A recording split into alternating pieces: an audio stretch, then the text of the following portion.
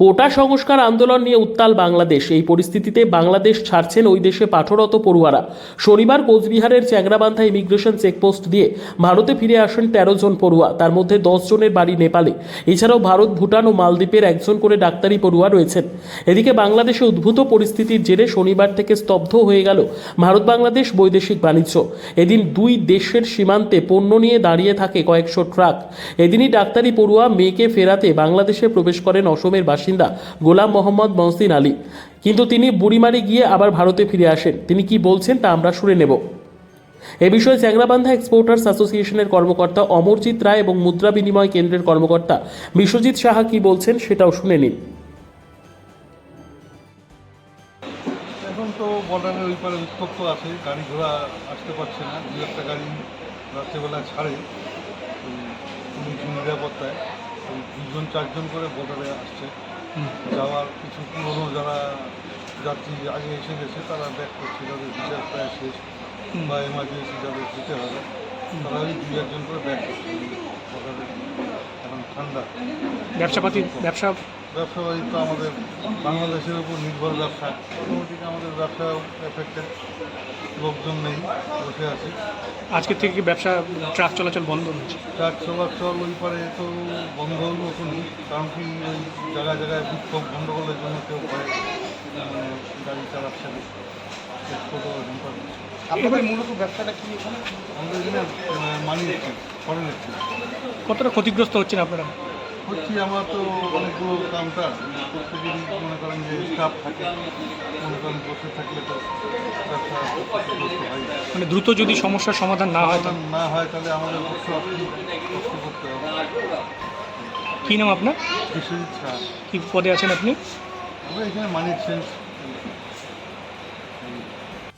বাংলাদেশে গেছিলাম, আমার মেয়ে প্রাইম মেডিকেলে, রংপুর প্রাইম মেডিকেলের স্টুডেন্ট।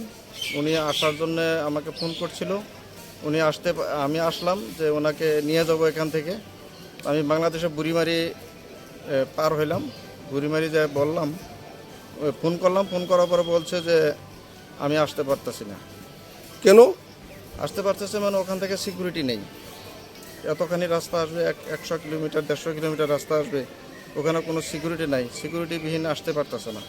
কলেজ কর্তৃপক্ষ বলছে যে আমরা তোমাদের যাইতে দেব, কিন্তু আমরা সিকিউরিটি দিতে পারতেছি না, আর তোমরা যদি এখানে থাকো আমরা সিকিউরিটি দিব। তাহলে কতদিন ধরে মেয়ে কি নিয়ে পড়াশোনা করতেছে আপনার মনে? এমবিবিএস করতেছে। এমবিবিএস করতেছে। তা আপনি কি পাসপোর্টে বাংলাদেশে গেছিলেন? হ্যাঁ, পাসপোর্টে গেছিলাম। তা বুড়িমারি থেকে ঘুরে আসছেন? হ্যাঁ, ঘুরে আসলাম। তা এখন কি করবেন? এখন বাসায় যাবো। আর কি করবো? কোথায় যাবেন? আসাম। আসাম যাবেন? হ্যাঁ। তা মনে কি আতঙ্ক আছে? আতঙ্ক তো আছে, মেয়ে যখন বিদেশ আছে আতঙ্ক তো একটু থাকবেই। এটা উপরওয়ালা ভরসা, এখন আর উপায় নাই। মেয়ের সঙ্গে যোগাযোগ হচ্ছে আপনার? যোগাযোগ হচ্ছে। মেয়ে কি বললো?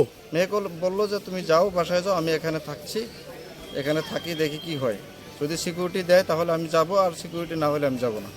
তা বাংলাদেশ সরকার সিকিউরিটি দিচ্ছে না? এখন ওনারা ওখানে কি হচ্ছে আমাকে সম্পূর্ণ কথা তো আমি বলতে পারতেছি না, ফোনে যতটুকু বলে ততটুকু আমি বলতে পারি। তা মেয়েকে আনার জন্য ভারতে কোনো আধিকারিককে বলবেন? দেখি আর দু একদিন দেখার পরে বলতেই লাগবে, বাধ্য হইতে লাগবে আমার। কোথায় বলবেন? যেখানে বলা লাগে সেখানেই বলতে লাগবে। আসাম গভর্নমেন্টে বলবেন? আসাম গভর্নমেন্টের কাছেও বলতে পারি, আর পরিস্থিতি সাপেক্ষে সব জায়গাতেই বলতে লাগতে পারে আমাদের। আমাদের মেয়ে আছে ওখান থেকে আসতে লাগবে, তো সিকিউরিটি নিতে লাগবে। তা আপনি এখন আতঙ্কে আছেন? একটু আতঙ্কে আছি, না থাকা না। কি নামটা বলবেন দাদা? আমার নাম গোলাম মোহাম্মদ মহসিন আলী। ধন্যবাদ আপনাকে। ধন্যবাদ।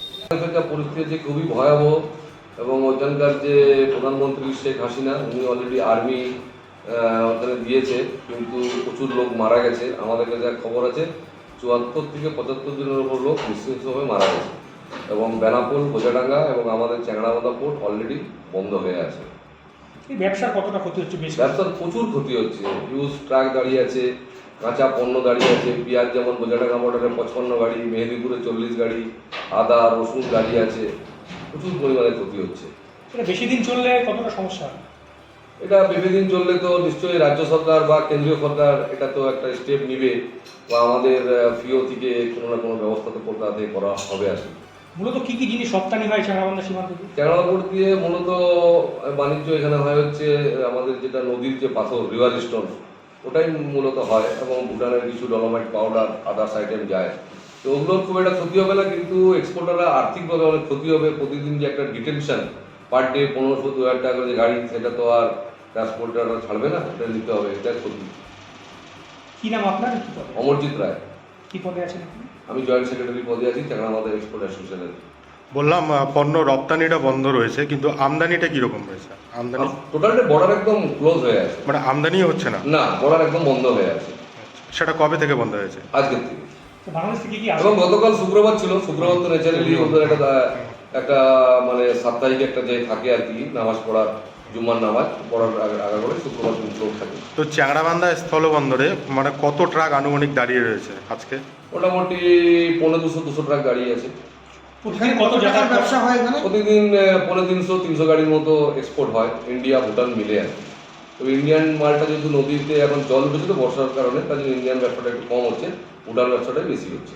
মানে পার ডে কিরকম টাকার ব্যবসা বাণিজ্য হয় এই কথায়? আমাদের তো অ্যাকচুয়ালি টাকা দিয়ে ব্যবসা হয় না, আমাদের টোটাল পেমেন্ট আছে US ডলারে। তাতে আনুমানিক ধরুন যদি 300 ট্রাক যদি এক্সপোর্ট হয় তাহলে $10 করে হয়ে গেল প্রায় $30,000। দ্যাট মিনস হয়ে গেল আপনার প্রায় 2 কোটি 2.5 কোটি টাকার প্রতিদিন ব্যবসা হয়। বাংলাদেশ থেকে কি কি আসে এখানে? বাংলাদেশ থেকে আমাদের মূলত এখানে আছে কটন আইটেম বেশি আছে, কটন র্যাক্স, মসকুইটো নেট, ওইসব বেশি